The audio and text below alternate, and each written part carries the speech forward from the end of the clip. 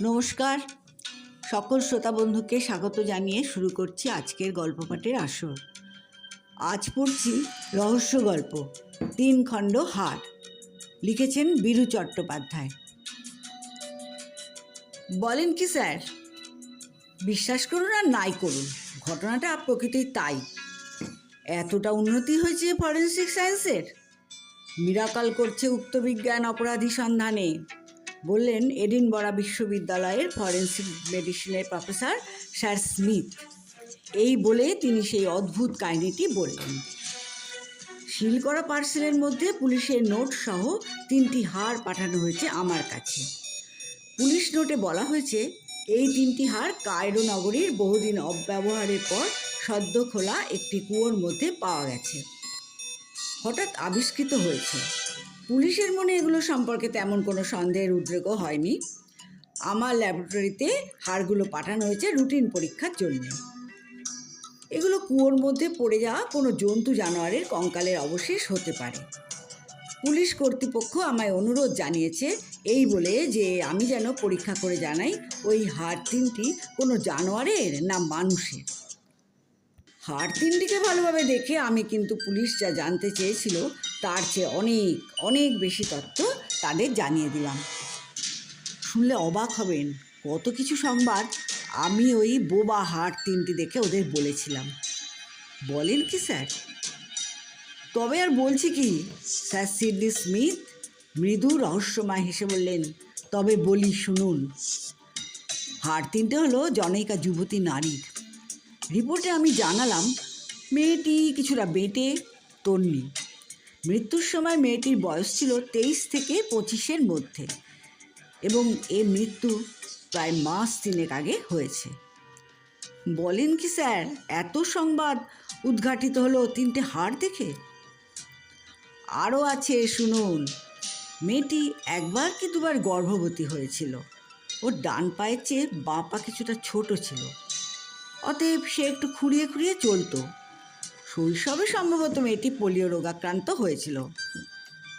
একটা শটগানের গুলিতে নিহত হয়েছিল যুবতীটি। সে গুলি মনে হয় বাড়িতে তৈরি করা গুলি। 3 গজ দূরত্ব থেকে ওপর দিকে সে গুলি ছোড়া হয়েছিল। খুনি নিশ্চয়ই মেয়েটির সামনে কিছুটা বা তার বাঁ দিকে দাঁড়িয়েছিল বা বসেছিল। সঙ্গে সঙ্গে মেয়েটির মৃত্যু হয়নি। 7 থেকে 10 দিন বাদে গুলি লাগা স্থান সেপটিক হয়ে মারা যায়। এ তো অকল্পনীয়, অবিশ্বাস্য মনে হয় স্যার। স্বাভাবিক। স্যার সিডনি স্মিথ বললেন, আমি ওই হাড় 3টি দেখে পরীক্ষা করে উপরোক্ত কাহিনীগুলো নির্ধারণ করেছিলাম। ফলে পুলিশের টনক নড়ে। তারা তৎক্ষণাৎ সূত্র সন্ধান পেয়ে কাজে নেমে যায়। কায়রোর পুলিশ সঙ্গে সঙ্গে কুয়োর কাছাকাছি অঞ্চলে খোঁজখবর নিতে থাকে। এমন কোনো মেয়ে নিরুদ্দিষ্ট হয়েছে কিনা যে খুঁড়িয়ে হাঁটত। অচিরেই তারা সংবাদ পেল একটি বেটে তন্নি খুঁড়িয়ে চলা বছর 24 বয়সের যুবতী কয়েক মাস আগে থেকে বেপাত্তা হয়েছে। মেয়েটি বিবাহিতা, পরে ডাইভোর্সও হয়, একটি সন্তানের জননী। নিরুদ্দিষ্ট হবার পূর্ব পর্যন্ত নিজের পিতার কাছে বসবাস করছিল। পিতাকে পুলিশ জেরা করে। উত্তর সন্দেহজনক হওয়াতে তাকে গ্রেপ্তার করে কন্যার হত্যাপরাধে অভিযুক্ত করে চালান দেয়। তখন লোকটা ভেঙে পড়ে সব কথা খুলে বলে, তবে খুনের অভিযোগ অস্বীকার করে। সে জানায় যে অনিচ্ছাকৃতভাবে দুর্ঘটনাবশত তারই গুলিতে মেয়ে প্রাণ হারায়। বাপ বলে, আমার কুটিরের সামনে বসে মাটিতে আমার বন্দুকটা খাড়াভাবে রেখে পরিষ্কার করছিলাম। আমার মেয়ে দাঁড়িয়েছিল দরজা ধরে। আমি জানতাম না যে বন্দুকে গুলি ভরা আছে। অকস্মাৎ চাপ পড়ে গুলি ছুটে গিয়ে ওপর পায়ে লাগে। ও মাটিতে পড়ে যায় রক্তাক্ত হয়ে। আমি ওকে সঙ্গে সঙ্গে বিছানায় নিয়ে শুইয়ে দিয়ে কদিন ধরে নার্সিং করি, কিন্তু দুর্ভাগ্যবশত সপ্তাহখানেক পরে মেয়ে আমার মারা যায়। তুমি ডাক্তার ডাকুনি কেন? পুলিশরা তাকে প্রশ্ন করে। ভয় ডাক্তার ডাকলি স্যার, আমার শটগানের ভয়। ওটার জন্য আমার আশঙ্কা এই জন্যে ছিল যে শটগানটার কোনো লাইসেন্স ছিল না, বেআইনি আগ্নেয়াস্ত্র। মেয়ে যখন মারা গেল তখন আরও ভয় পেয়ে গেলাম, এবার না ধরা পড়ে যাই। তাই ওর মৃতদেহটা কুয়োর মধ্যে ফেলে দিলাম। বহুদিন কুয়োটা পরিত্যক্ত ও অব্যবহার্য পড়েছিল, আর ব্যবহারের সম্ভাবনাও ছিল না। কিন্তু শুনলাম এবার নাকি ওটাকে পরিষ্কার করে চালু করা হবে ফের। প্রমাদ গুনলাম, তখন আমি ফের এই বলে লোকটা কান্নায় ভেঙে পড়ল। ভেঙে পড়বার কথাই। গুলি চালনার ব্যাপার সম্বন্ধে সন্দেহ থাকলেও ঘটনার শেষাংশ সত্যিই ছিল, এটা অবিশ্বাস করার কোনো কারণ ছিল না। গভীর রাত্রে সে সেই কুয়োয় নেমে কন্যার শবের অবশিষ্টাংশ তুলে নিয়ে আসে। কি করুণ আর ভয়ঙ্কর কাজ, এটা তা সহজেই অনুমেয়। গ্রীষ্মপ্রধান উষ্ণমণ্ডলের দরুন শবটি সম্পূর্ণ গলিত খণ্ড বিখণ্ড হয়ে গেছিল। দুর্গন্ধে কাছে যাওয়ার দায় নাকে রুমাল দিয়ে সেই পিণ্ডাকৃতি মৃতদেহের যা পাওয়া গেল নিয়ে গিয়ে নীল নদে বিসর্জন দিয়ে এলো। সে ভেবেছিল সমস্ত কিছু সূত্র ও চিহ্নাদি বুঝি নিশ্চিহ্ন করে ফেলেছে, কিন্তু তার অজ্ঞাত সারে সেই কুয়োর জলে পড়েছিল 3টি ছোট্ট হাড়। দুর্ভাগ্য বেচারার, সেই 3টি হাড়ই ছিল কিনা এই কৃতকর্মের সব কিছু উন্মোচিত করে দেওয়ার জন্য যথেষ্ট। কোনো রহস্য উন্মোচিত হলে তখন মনে হয় সেটা খুবই সহজ সরল। আরে এই নাকি রহস্য? এখন বলুন, কিভাবে ওই ক্ষুদ্র 3খানা বোবা হাড় দেখে আপনি এত স্পষ্ট অপরাধ কাহিনী উন্মোচন করে দিলেন? এ যেন মনে হয় অতীত ভবিষ্যৎ দ্রষ্টা এক প্রখ্যাত জ্যোতিষী আপনি। না না, জ্যোতিষবিদ্যা নয়, এই বিস্ময়কর ফরেন্সিক বিজ্ঞান, যা সাহায্য করেছে এ খুনের কিনারা করতে। তাহলে শুনুন ঘটনা। 2টি হাড় ছিল নিতম্বের, হিপ বোনস। 3য়টি নিতম্বের একটি ত্রিকোণাকার অস্থি বিশেষ, স্যাক্রাম। এই 3টে যোগ করলে শ্রোণী প্রদেশ বা পেলভিস সম্পূর্ণ হয়। এই অংশের দ্বারাই নর কি নারী সবচেয়ে সহজে বোঝা যায়।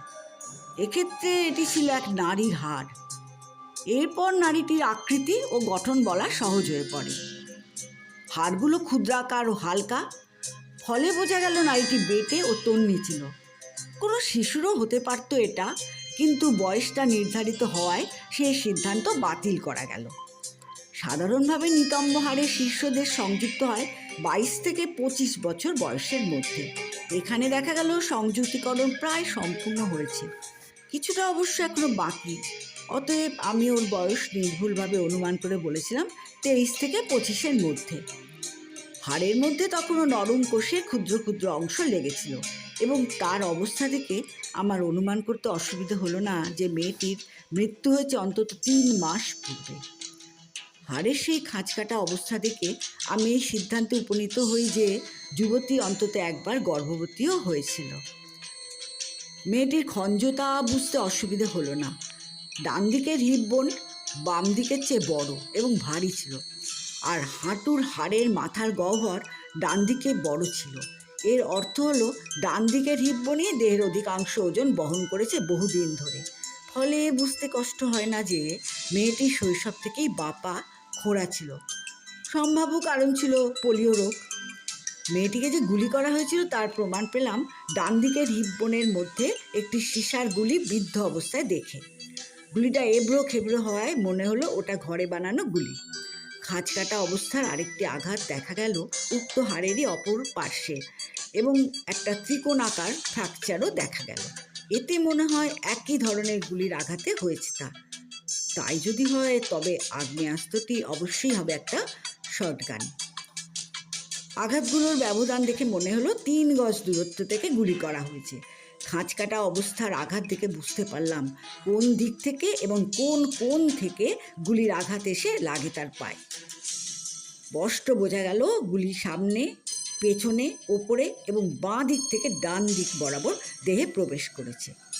ওই খাঁচকাটা চিহ্নের আঘাত আরও একটি বস্তু প্রমাণ করলো যে মেয়েটির সঙ্গে সঙ্গে মৃত্যু হয়নি।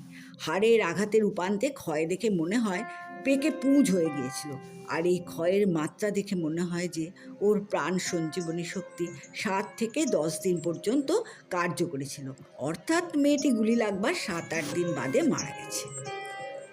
আঘাতের কায়দা ও অবস্থা দেখে মনে হয় অন্ততপক্ষে একটি গুলি মেয়েটির উদরে প্রবেশ করেছিল।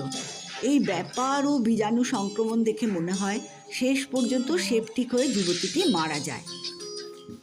আমার এই রিপোর্ট আংশিক অনুমান দ্বারা চালিত, সন্দেহ নেই। আর অনুমান ছাড়া কোনো অনুসন্ধানই চলে না। পুলিশের হাতে কিছুই ছিল না। তারা হাড় 3টে পেয়ে আমার কাছে পাঠিয়েছে। আমার কর্তব্য ছিল পরীক্ষা করে এদের নির্দিষ্ট পথে পরিচালনা করা, যাতে ওরা সম্ভব হলে অনুসন্ধান কার্যে ব্রতী হতে পারে। এক্ষেত্রে আমার অনুমান, কল্পনা এবং সিদ্ধান্ত প্রায় সবই যথাযথ হয়েছে। একটি মাত্র ব্যাপারে কিছুটা ব্যতিক্রম ছিল। সেটা হলো মেয়েটি 2 পাই খোঁড়া ছিল। পোলিও ব্যাধি তার ডান পাকে সম্পূর্ণ এবং বাঁ পাকে আংশিক খোঁড়া করে দিয়েছিল। আশ্চর্য, কি অদ্ভুত! প্রকৃতই অদ্ভুত। স্যার সিডনি স্মিথও হাসে বলে গেলেন, ফরেন্সিক মেডিসিন হলো পক্ষপাতশূন্য। আমার রিপোর্ট অপরাধী সন্ধানে ও গ্রেপ্তারে সাহায্য করেছে, সন্দেহ নেই। তবে লোকটার অনিচ্ছাকৃত এই অপরাধের কথাও প্রমাণিত হয়েছে আমারই পরীক্ষা নিরীক্ষা এবং রিপোর্টের দ্বারা, যার ফলে হতভাগ্য পিতা কন্যা হত্যার অভিযোগ থেকে মুক্তি পায়। শেষ হলো গল্প। কেমন লাগলো জানাতে ভুলো না। এরকম নতুন নতুন কাহিনী শুনতে চ্যানেলটিকে সাবস্ক্রাইব করে দিও। তোমরা সবাই ভালো থেকো, আনন্দে থেকো।